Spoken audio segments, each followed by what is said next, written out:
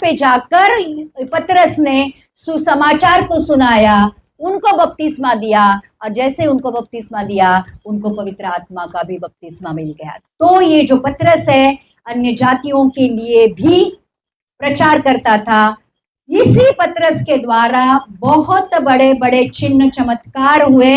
पहला चिन्ह चमत्कार तो हमने देखा कि जो सुंदर गेट के बाहर एक जो बचपन से ही कह सकते हैं उसके जन्म से ही एक लंगड़ा भिखारी था, उसको उसने क्या किया, चंगा किया। उसने जब उसके पास भीख मांगी, कुछ चाहा कि वो दे दे, पतरस ने कहा देख सोना चांदी तो मेरे पास नहीं है, मेरे पास जो है मैं उसे देता हूं, यीशु नासरी के नाम से चलने लग।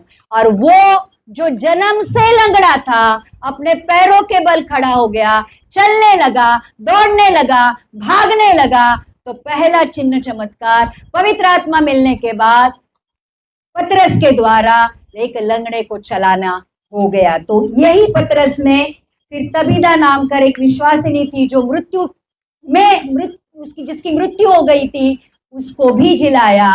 और इसी पतरस के कपड़ों के द्वारा या छाया के द्वारा बहुत सारे लोग चंगाई छुटकारा पाते थे।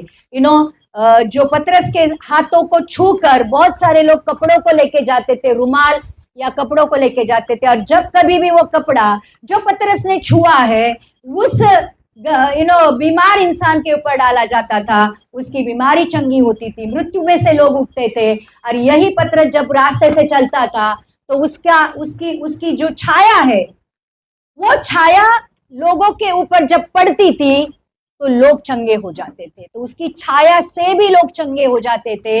ये पतरस की महिमा नहीं थी, ये पतरस के अंदर जो परमेश्वर के पवित्र आत्मा का सामर्थ था उसके द्वारा चंगाई छुटकारा मिलता था। तो प्रियो, पतरस ने अपने जीवन में बहुत सारे अद्भुत चिन्ह चमत्कार किए।